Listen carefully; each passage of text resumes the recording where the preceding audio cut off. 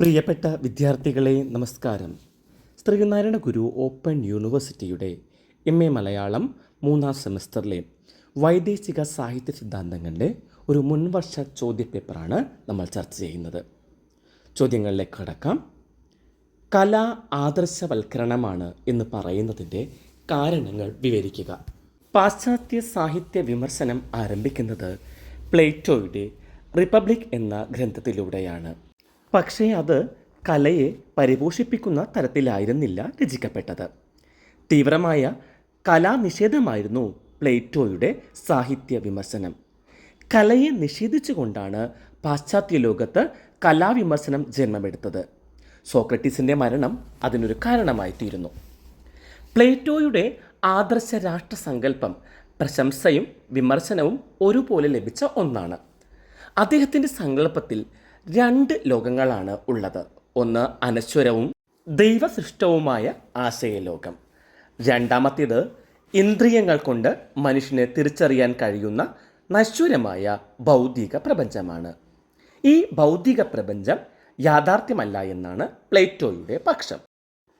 ഭൗതിക പ്രപഞ്ചത്തിൽ കാണുന്ന സകല വസ്തുക്കളുടെയും ശുദ്ധവും പരിപൂർണവുമായ അനശ്വരവുമായ യഥാർത്ഥ രൂപം ആശയലോകത്തിൽ മാത്രമാണ്.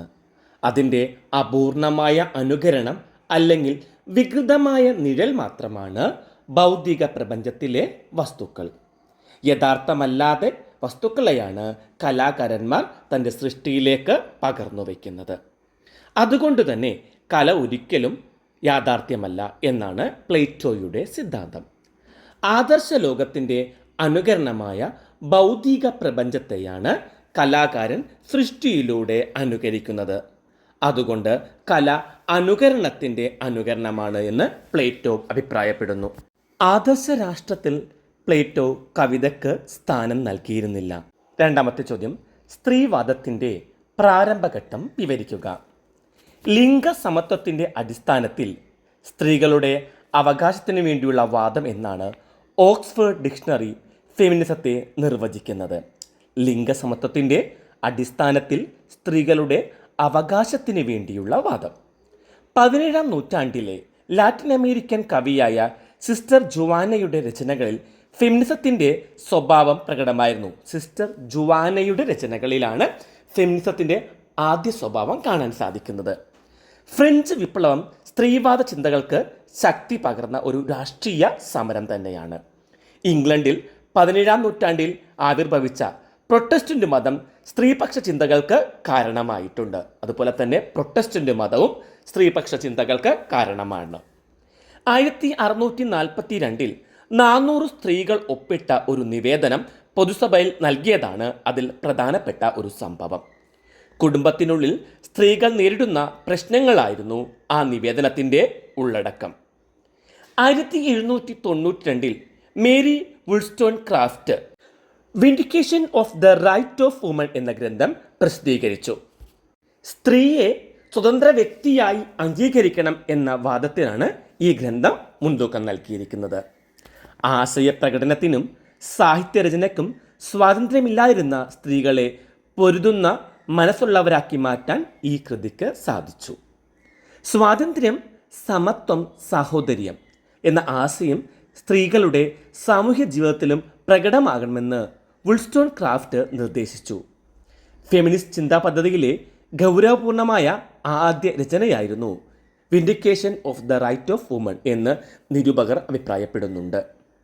1845 മാർഗരറ്റ് മുള്ളർ രചിച്ച 18ാം നൂറ്റാണ്ടിലെ സ്ത്രീ, woman in the 19th century എന്ന കൃതി ഈ മേഖലയിലെ ഒരു മികച്ച രചനയാണ്. പുരുഷനോടൊപ്പം ചിന്തിക്കാനും പ്രവർത്തിക്കാനും സ്ത്രീകൾക്ക് കഴിയുമെന്ന് മാർഗരറ്റ് മുള്ളർ പ്രഖ്യാപിച്ചു. വ്യവസ്ഥിതികൾക്കെതിരെ പൊരുതുവാനും പുതിയ ആശയങ്ങൾ നിർവഹിക്കാനും പ്രതിരോധിക്കാനും പ്രതിഷേധിക്കാനുമുള്ള കരുത്തും സ്ത്രീകൾക്കുണ്ട് എന്ന് ഈ കൃതി തെളിയിച്ചു. അപ്പോൾ ഈ കൃതിയിൽ പുരുഷനോടൊപ്പം തന്നെ ചിന്തിക്കാൻ, അതുപോലെ തന്നെ പൊരുതാൻ എല്ലാം സ്ത്രീകൾക്ക് സാധിക്കും, അല്ലെങ്കിൽ അതിനുള്ള കരുത്ത് അവർക്കുണ്ട് എന്നാണ് പറയുന്നത്. 1869 പ്രസിദ്ധീകരിച്ച ജോൺ സ്റ്റുവർട്ട് മില്ലിൻ്റെ ദി സബ്ജഷൻ ഓഫ് വുമൺ ഈ മേഖലയിലെ ഒരു മികച്ച രചനയാണ്. സ്ത്രീകളുടെ വിദ്യാഭ്യാസ രീതിക്കാണ് ഈ കൃതിയിൽ പ്രാധാന്യം കൊടുക്കുന്നത്. മൂന്നാമത്തെ ചോദ്യം, സ്ത്രീവാദ ചിന്തകൾ പൂർവഘട്ടം വിവരിക്കുക. സ്ത്രീകളുടെ സമത്വത്തിനു വേണ്ടി വാദിക്കുകയും അവരുടെ അവകാശത്തിന് വേണ്ടി പോരാടുകയും ചെയ്യുന്ന പ്രസ്ഥാനമാണ് സ്ത്രീവാദം. സ്ത്രീകളുടെ സമത്വത്തിനു വേണ്ടി വാദിക്കുന്നു, അവരുടെ അവകാശത്തിന് വേണ്ടി പോരാടുന്നു അല്ലെങ്കിൽ പൊരുതുന്ന ഒരു പ്രസ്ഥാനമാണ് സ്ത്രീവാദം എന്നത്. ഇംഗ്ലീഷിൽ ഫെമിനിസം എന്നാണ് ഈ പ്രസ്ഥാനത്തെ വിശേഷിപ്പിക്കുന്നത്. ഫെമിനിസത്തിന് പെണ്ണെഴുത്ത് എന്ന പരിഭാഷയാണ് സച്ചിദാനന്ദൻ മലയാളത്തിൽ കൊടുത്തിരിക്കുന്നത്. ഈ പ്രസ്ഥാനത്തിൻ്റെ ചരിത്രത്തെ 3 ഘട്ടങ്ങളായി തിരിക്കാം. ഒന്നാം ഘട്ടം 19-ാം നൂറ്റാണ്ടിലും 20-ാം നൂറ്റാണ്ടിൻ്റെ തുടക്കത്തിലും. രണ്ടാം ഘട്ടം 1960 മുതൽ 90-കൾ വരെ. മൂന്നാം ഘട്ടമാകട്ടെ 90-കൾ മുതൽ ഇക്കാലം വരെയുള്ള ഘട്ടമാണ്. സ്വത്തവകാശം, തുല്യ പങ്കാളിത്തം, വിദ്യാഭ്യാസം, സമ്മതിദാന അവകാശം തുടങ്ങിയ നിയമപരമായ അവകാശങ്ങൾക്ക് വേണ്ടിയും രാഷ്ട്രീയ അവകാശങ്ങൾക്ക് വേണ്ടിയും സ്ത്രീവാദ പ്രവർത്തകർ സജീവമായി പൊരുതുന്നു. ഇപ്പോൾ സ്ത്രീവാദ പ്രവർത്തകർ സജീവമായി പൊരുതുന്ന മേഖലകളാണ് സ്വത്തവകാശം, തുല്യ പങ്കാളിത്തം, വിദ്യാഭ്യാസം, സമ്മതിദാന അവകാശം. ഇതിനെല്ലാം വേണ്ടി നിയമപരമായ അവകാശങ്ങൾക്ക് വേണ്ടിയും രാഷ്ട്രീയപരമായ അവകാശങ്ങൾക്ക് വേണ്ടിയുമെല്ലാം സ്ത്രീവാദ പ്രവർത്തകർ പൊരുതുന്നു. ഒന്നാം ഘട്ടത്തിലെ പ്രധാന സമരം സമ്മതിദാന അവകാശത്തിന് വേണ്ടിയുള്ള സമരമായിരുന്നു. 1918 പൗര പ്രാതിനിധ്യ നിയമം അനുസരിച്ച് 30 വയസ്സ് പ്രായമുള്ള കുടുംബിനികളായ സ്ത്രീകൾക്ക് സമ്മതിദാനാവകാശം ഉറപ്പാക്കി. 1928 21 വയസ്സിന് മുകളിൽ പ്രായമുള്ള എല്ലാ സ്ത്രീകൾക്കും സമ്മതിദാനാവകാശം ഉറപ്പാക്കി. അമേരിക്കൻ ഐക്യനാടുകളിലെ ഇത്തരത്തിലുള്ള സമരം രൂപപ്പെട്ടത്. അമേരിക്കൻ ഭരണഘടനയുടെ 19-ാം ഭേദഗതി നിലവിൽ വന്നതോടെ അമേരിക്കയിൽ 1-ാം തരംഗ സ്ത്രീവാദം അവസാനിച്ചതായി കണക്കാക്കുന്നു. 2-ാം തരംഗം സ്ത്രീകൾ നേരിടുന്ന വിവേചനങ്ങളെ ശക്തമായി എതിർക്കുകയും അതിനെതിരെ പ്രക്ഷോഭം സംഘടിപ്പിക്കുകയും ചെയ്തു. ഫ്രഞ്ച് എഴുത്തുകാരിയും തത്വചിന്തകയുമായ സിമോൺ ഡിബോവർ ഇതിന് നേതൃത്വം നൽകി. അവരുടെ സെക്കൻഡ് സെക്സ് ഈ വിഭാഗത്തിൽപ്പെട്ട ഒരു മികച്ച രചനയാണ്. അടിച്ചമർത്തപ്പെട്ട സ്ത്രീകളുടെ വികലതകളും പ്രതികരണങ്ങളും ഈ കൃതിയിലൂടെ ആവിഷ്കരിക്കപ്പെട്ടു. വാസ്തവത്തിൽ സ്ത്രീവാദ ചിന്തയുടെ ഒരു ധാർമ്മികമായ വിപ്ലവമായിരുന്നു ഈ കൃതി. കൃതിയുടെ പേര് സെക്കൻഡ് സെക്സ്. ആരാണ് എഴുതിയത്? Simon D Boer. സ്ത്രീയെ അന്യയാക്കുന്ന സാമൂഹിക പരിസരങ്ങളെ ഈ കൃതി നിശിതമായി വിമർശിക്കുന്നു. ബെറ്റി ഫീഡൻ്റെ ദി ഫെമിനിസ്റ്റിക് ഈ വിഭാഗത്തിലെ മറ്റൊരു രചനയാണ്. വ്യക്തിപരമായതെല്ലാം രാഷ്ട്രതന്ത്രപരമാണ് എന്ന മുദ്രാവാക്യം ഉയർത്തി ബെറ്റി ഫ്രീഡൻ്റെ നേതൃത്വത്തിൽ രൂപം കൊണ്ട അമേരിക്കൻ വനിതാ ദേശീയ സംഘടനയാണ്.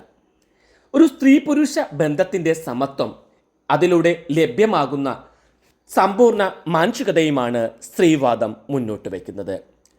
ലിംഗവ്യത്യാസത്തിൻ്റെ പേരിൽ സ്ത്രീ അനുഭവിക്കേണ്ടി വരുന്ന അനീതികൾക്കും അസമത്വത്തിനും വ്യക്തിപരവും സാമൂഹിക സാമ്പത്തിക രാഷ്ട്രീയവുമായ എല്ലാ വിവേചനങ്ങൾക്കും എതിരെ നടക്കുന്ന എല്ലാ സമരരൂപങ്ങളും സ്ത്രീവാദത്തിൻ്റെ ഭാഗമാണ്. ഉദാര സ്ത്രീവാദം, അതായത് ലിബറൽ ഫെമിനിസം, തീവ്ര സ്ത്രീവാദം, റാഡിക്കൽ ഫെമിനിസം, മാർക്സിസ്റ്റ് ഫെമിനിസം, സാമൂഹ്യ സ്ത്രീവാദം, സോഷ്യൽ ഫെമിനിസം, ബ്ലാക്ക് ഫെമിനിസം എന്നിങ്ങനെ വിവിധ തരത്തിൽ സ്ത്രീവാദ ചിന്തകളെ വേർതിരിക്കാം. നവോത്ഥാന ചിന്താപദ്ധതി രൂപപ്പെടുത്തിയ സ്വതന്ത്ര ചിന്തയുടെയും യുക്തി വിചാരത്തിൻ്റെയും അടിസ്ഥാനത്തിലാണ് ഉദാര സ്ത്രീവാദം രൂപം കൊണ്ടത്.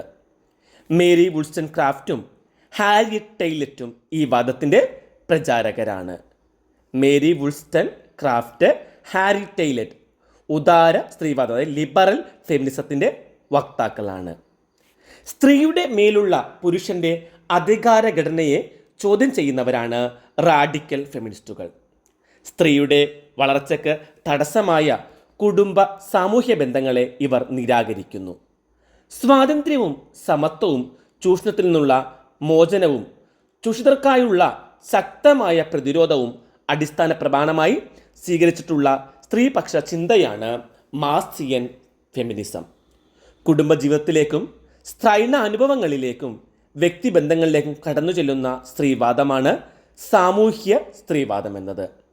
കറുത്ത വർഗക്കാരായ സ്ത്രീകൾ നടത്തുന്ന സ്ത്രീ വിമോചന സമരമാണ് ബ്ലാക്ക് ഫെമിനിസം. ബ്ലാക്ക് ഫെമിനിസം എന്നത് കറുത്ത വർഗക്കാരായ സ്ത്രീകൾ നടത്തുന്ന സ്ത്രീ വിമോചന സമരമാണ്. രണ്ടാമത്തെ ചോദ്യം, മലയാള ഗദ്യത്തിന് മിഷണറിമാരുടെ സംഭാവന. മലയാള ഭാഷയുടെ വളർച്ചയിൽ ഏറ്റവും അധികം സംഭാവനകൾ നൽകിയത് മിഷണറികളാണ്. പോർച്ചുഗീസുകാരുടെ വരവോടെ കേരളത്തിൻ്റെ രാഷ്ട്രീയ, സാമൂഹിക, സാഹിത്യ ചരിത്രത്തിൽ പുതിയൊരു ചരിത്രം സൃഷ്ടിക്കുകയുണ്ടായി.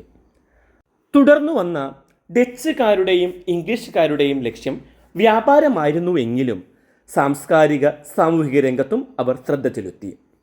വ്യാപാരത്തോടൊപ്പം തന്നെ മതപ്രചാരണവും മലയാള സാഹിത്യത്തിന് വമ്പിച്ച നേട്ടമുണ്ടാക്കി. അവർ ഇവിടെ സ്ഥാപിച്ച വിദ്യാലയങ്ങൾ സാംസ്കാരിക കേന്ദ്രങ്ങളായി മാറി. കൊല്ലത്തും കൊച്ചിയിലും അമ്പലപ്പുഴയിലും കോട്ടയത്തും മിഷണറിമാർ അച്ചടിശാലകൾ സ്ഥാപിച്ചു.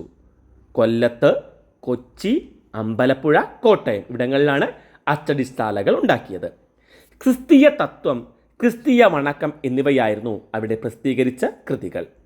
ഇക്കാലത്ത് തന്നെ ഉണ്ടായ കൃതികളാണ് കേരള ചരിതം, അതുപോലെ തന്നെ കേരളോൽപ്പത്തി എന്നീ കൃതികൾ.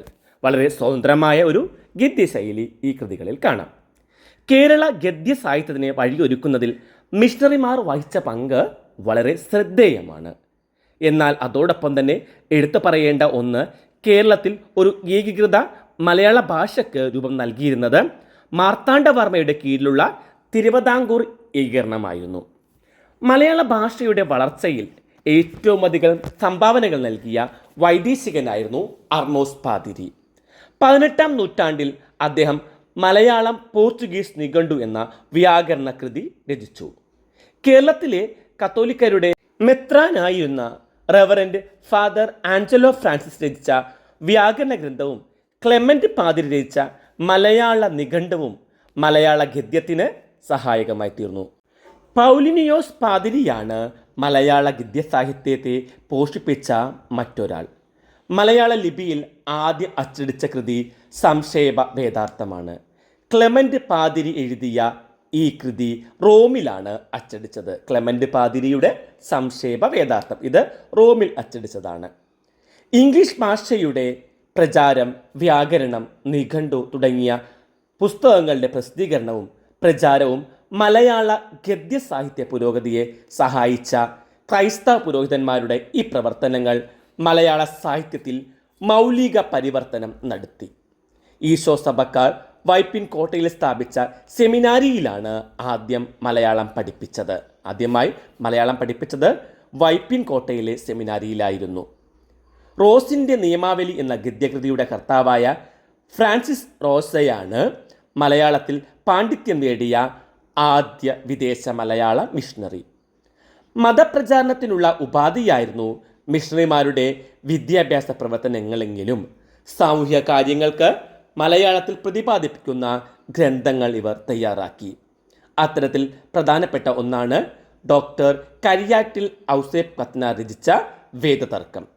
വിദേശ മിഷണറിമാരുടെ ആഗമനത്തോടെയാണ് ഗദ്യ സാഹിത്യം ഇവിടെ പുരോഗമിച്ചത്. എന്നാൽ 18-ാം നൂറ്റാണ്ടിന് ശേഷമാണ് ശരിയായ രീതിയിലുള്ള ഗദ്യ വളർച്ച ആരംഭിക്കുന്നത്. ഇന്നത്തെ ക്ലാസ് നമുക്കിവിടെ അവസാനിപ്പിക്കാം. മറ്റൊരു ക്ലാസ്സുമായി കാണും വരെ എല്ലാവർക്കും നന്ദി, നമസ്കാരം. ക്ലാസ് ഇഷ്ടമായെങ്കിൽ ലൈക്കും ഷെയറും ചെയ്യുമല്ലോ. വൈദേശിക സാഹിത്യ സിദ്ധാന്തങ്ങളുടെ പ്രീവിയസ് ക്വസ്റ്റ്യൻ പേപ്പർ എൻ്റെ ഫസ്റ്റ് ചാനലിലും ഇട്ടിട്ടുണ്ട്. സെക്കൻഡ് ചാനലിലും ഫസ്റ്റ് ചാനലിലും കുറച്ചധികം ക്ലാസ്സുകളുണ്ട്. അത് എല്ലാവരും നന്നായി കേട്ട് പഠിക്കുക. പരീക്ഷയിൽ ഉയർന്ന സ്കോർ നേടാൻ ദൈവം അനുഗ്രഹിക്കട്ടെ.